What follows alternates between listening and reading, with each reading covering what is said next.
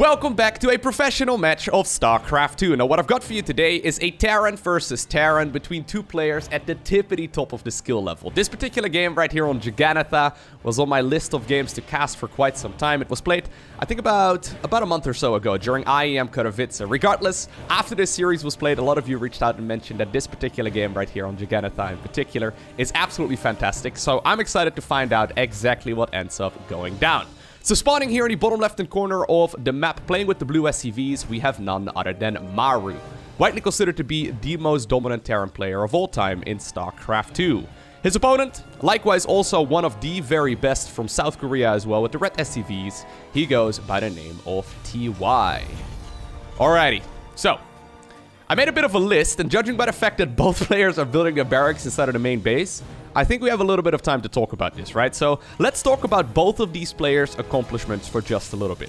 Now, especially Maru's list is rather long, so what I've gone ahead and done, I made like a little list of the premier tournaments that Maru has won. So, mind you, this only includes the biggest tournaments that he won. He's obviously got a lot of second places and semifinals and major tournaments as well, but like this is just the premier ones, okay? So in 2013, right after turning 16 years old, literally like 2 weeks after, he won an OSL. Then in 2015, he won an SSL. In 2018, he won the WESG for, I believe, $200,000 in the grand finals. And then he also won all of the GSL Code S's, so all three of them. In 2019, he won the GSL Code S once again. He also won the World Cyber Games. In 2020, he won the GSL Super Tournament. And despite the fact that I have been casting and watching this man for literally like a decade now, I mean, I haven't been casting him for that long, but I've been seeing his games for that long. He's only 23 years old. Pretty insane. He's been around for a very long time. Now, his total prize earnings alone, so this does not include team salary and sponsorships and all that, amount to about $900,000. Pretty ridiculous. A StarCraft 2 millionaire, safe to say. Anyways, his opponent, though, no slouch whatsoever. TY doesn't have as many premier tournament victories. He won a WESG back in 2017. I believe actually over Maru in the finals, so don't quote me on that. Anyways, he also won 2 GSL Code S's in 2020, so last year. He also has like a dozen second places in semifinals, finishes, and like lots of other stuff as well. And his total earnings amount to up to a little under 700,000. So basically what I'm trying to say is that both of these guys are really good and probably more accomplished than you and I. I didn't want to give you an existential crisis at the beginning of this cast today, okay? But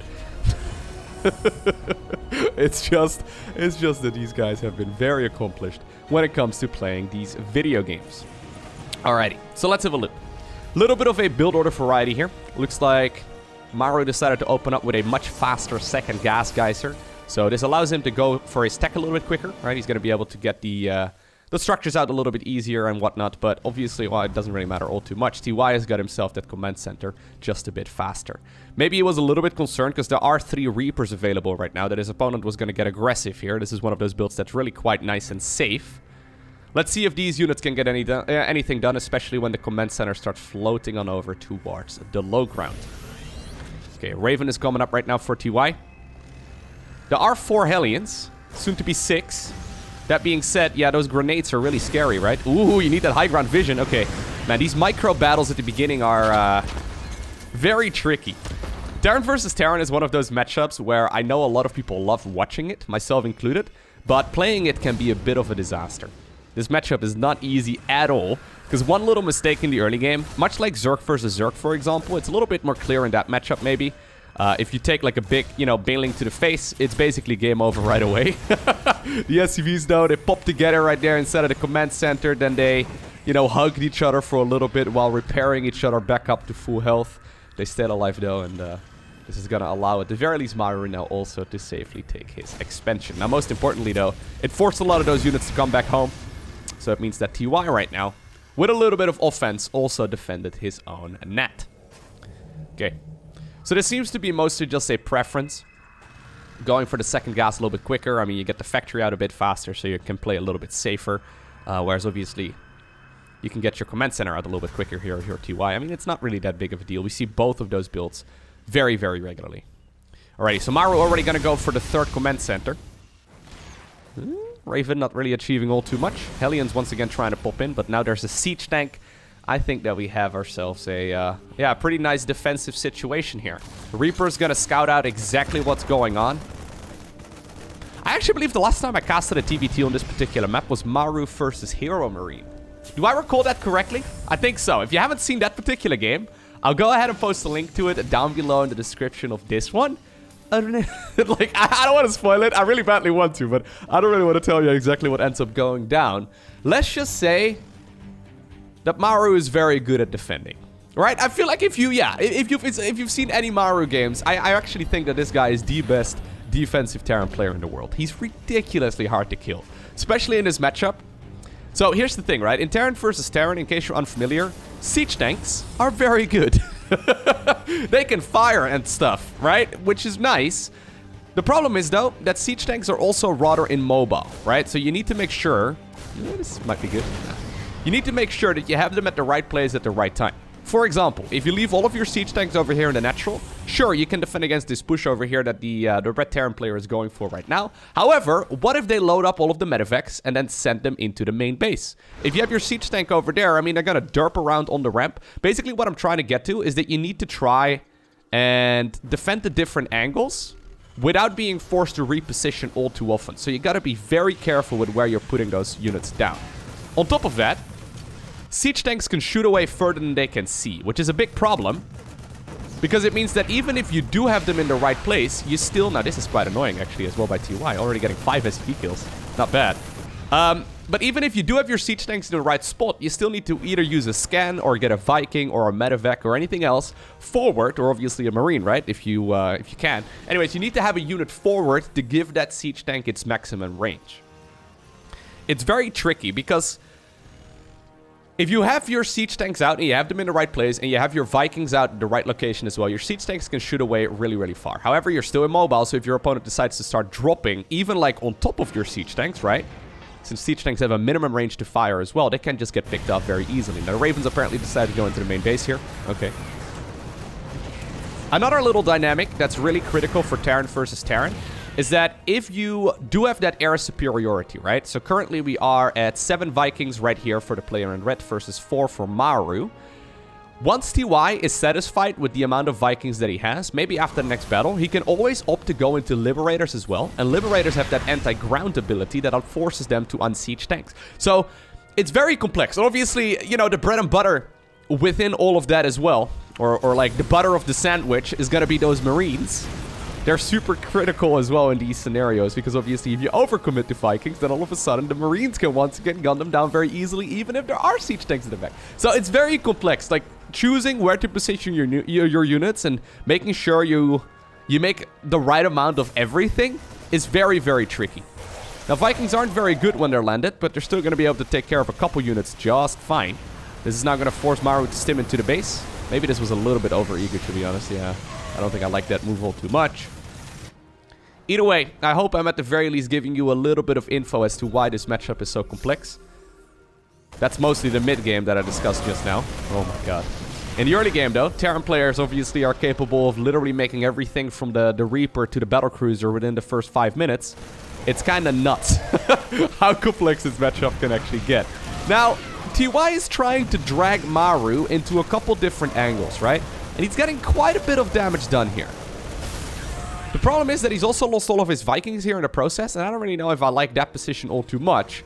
Obviously, once again, TY did all of this while securing his own base. He's even going to go now for the 4th command center too. Upgrade-wise, though, it looks like there's a nice little advantage there as well for TY, so that's what I really like for him here. Maybe a little bit aggressive right there, giving a bunch of those units away, but yeah, still definitely looking really, really nice for him. He's had that economical advantage ever since choosing his build order. And, well, apparently this is the moment where he's like, okay, you know what? I've got myself some eco damage done. I know that my opponent is on 3 bases. I know that I have probably a bigger army. I don't really need to fight right now for at least a little bit. He can always threaten to go for a flyby, or, you know, he can always put his siege tanks on the other side of the map if he wants to. But yeah, this is smart. Just positioning a bunch of those Marines around the map just as spotters, just to make sure that you don't actually get caught off guard.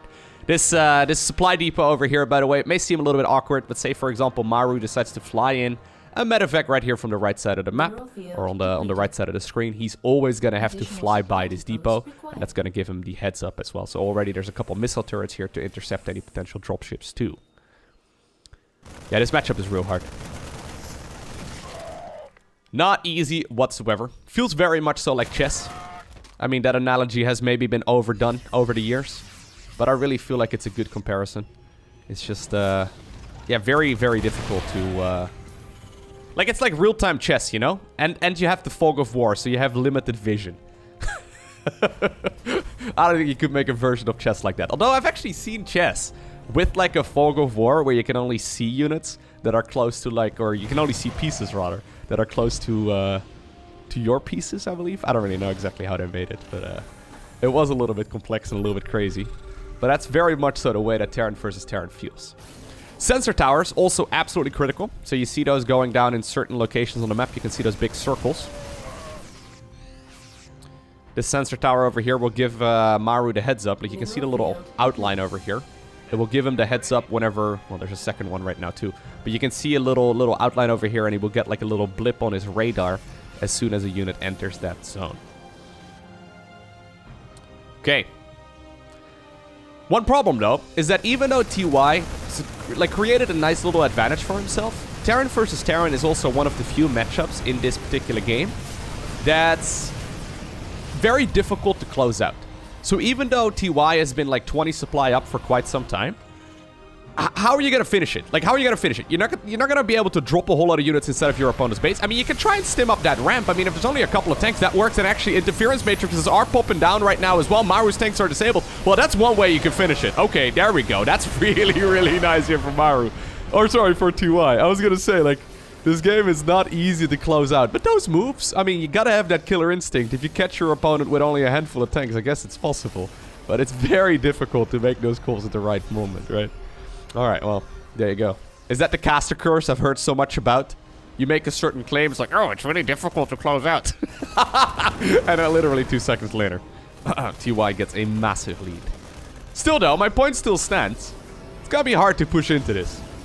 There you go, let me try and salvage my situation so I actually sound smart.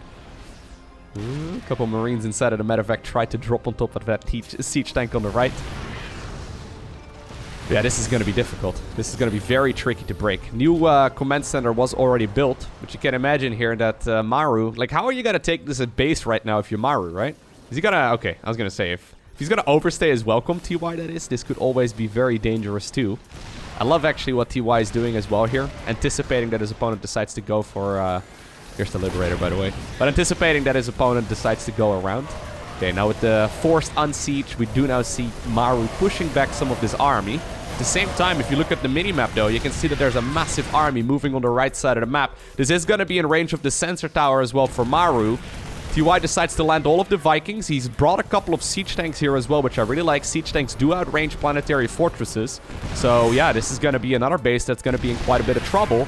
And in the meantime, right, there's already a 5th command center done here for TY. Would not be surprised at all to see that one moving forward here in just a little bit. That being said, though, there's a lot of Maru siege tanks right now available as well. Planetary Fortress lives, at least for now. Although he does need to repair it. It's going to burn down eventually. Okay, there we go. Immediately, though, TY once again cycling towards the left. This is something we have seen Maru be in so many times before. Like, Maru is behind. Don't get me wrong. It's just that I've, like, if this was any other Terran player than Maru going up against TY, I'd be like, okay, well, this is basically game over, right? It's just that I've seen Maru pull rabbits out of hats for years now. It's like, okay, well, how are you going to win this? Well, this is how you do it. And Maru pretty much always shows us. It's insane, though. But, I mean, TY is ahead in upgrades. TY is ahead in economy. TY is ahead in bases. I mean, maybe not economy in the sense of workers, but, I mean, he's got an extra base, right? And he's got, you know, a big army. What, did I say army? He's basically army, eco, and then upgrades, okay? He's good in every single regard. That being said, obviously, in about a minute time, upgrades are going to be, well, even for the remainder of the game. So that's nice.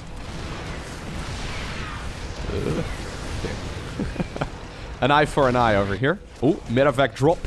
Attempted to go towards the main base, and this is nice. With the Vikings dragged all the way out. Now reinforcing units are going to be forced to pop into the main base. Sadly here for TY though, he didn't bring any siege tanks, so this is just going to be Marines So I think he's going to have to lift and get him out of there. At the same time, there's also once more a push right here at the front. Nicely done right here by Maru once again. Maru seems to always be committing the right amount of units in the right location. Seems like such a basic and easy skill, but it's so tricky to pull off. Okay. Ooh, I love this. Okay. TY actually comes in with the Medivacs that left the main base to try and get some friendly fire done by those tanks. And right now, with the tanks occupied, he's going to try and move forward. Siege tanks, are now also being fired at by a bunch of landed Vikings. Loads of workers are going to end up falling here. Okay, yeah, this is, once again, a killer move here by TY. I think he's going to be able to kill another command center as well. 18 SCVs end up going down.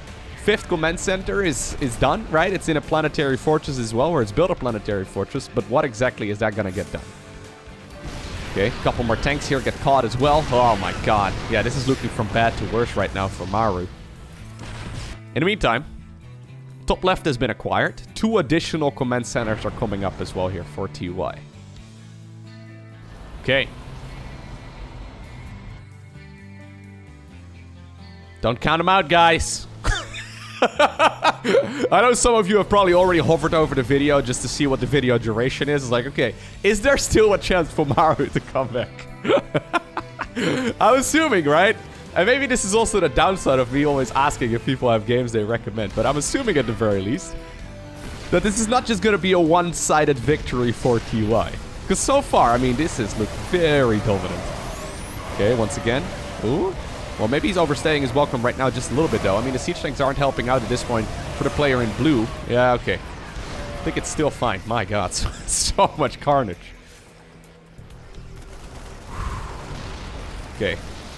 This planetary fortress is actually super important. Did not quite get the pick up there. He actually needs that base pretty badly. This is the old main command center, by the way, that has flown on over towards this direction. 2 command centers are done here. You can see as this game progresses, players are expanding very close to each other. Maru doesn't know that the command centers are already taken up there, though, but I guess it doesn't really matter all too much. He's not going to be able to get much done. Okay, 1 medivac. Maybe he can even drop behind the mineral line. I wouldn't mind seeing that. Oh, instead Maru decides to... It's just 1 medevac, man. No need to freak out. Yeah, he loaded all of his units into the medevacs there for just a second. I don't think he's going to need that much, but this is mostly just a distraction once again. Maybe TY can create an opportunity to move on down towards the bottom left.